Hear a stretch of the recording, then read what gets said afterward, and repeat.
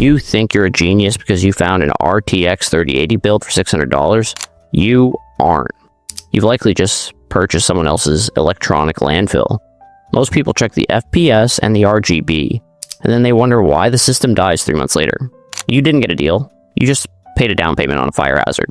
Today, we look at the invisible detail that makes used PCs a ticking time bomb. Here is the math your seller didn't mention. Electrolytic capacitors have a finite lifespan.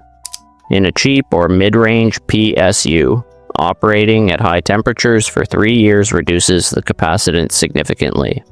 This leads to increased voltage ripple.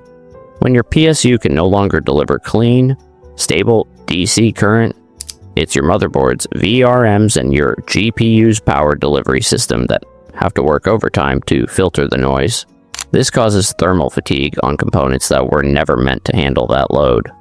You're not just buying a GPU. You're buying a GPU that has been vibrated by bad power for 5,000 hours. It's not slightly used. It's spiritually exhausted. Don't let them tell you it was only used for light gaming. Look at the thermal pads.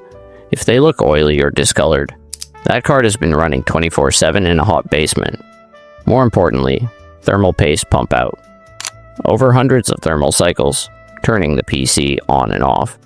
The microscopic expansion and contraction of the GPU die literally pushes the thermal paste out from the center.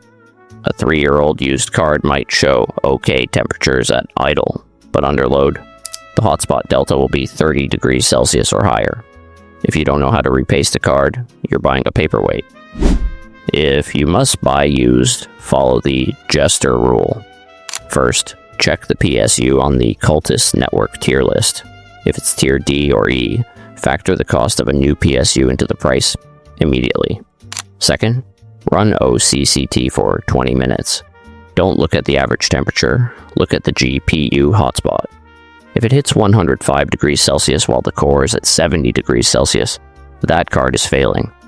Third, check the BIOS power on hours if the board supports it. If the seller says it's new but the board has 12,000 hours, walk away. They're lying to you, and unlike them, the silicon doesn't lie. Buying used hardware is a gamble where the house always wins unless you know what to look for. Stop looking at the RGB and start looking at the capacitors. What's the worst deal you've ever bought? Drop the specs and the failure story in the comments. I want to see who got scammed the hardest this month.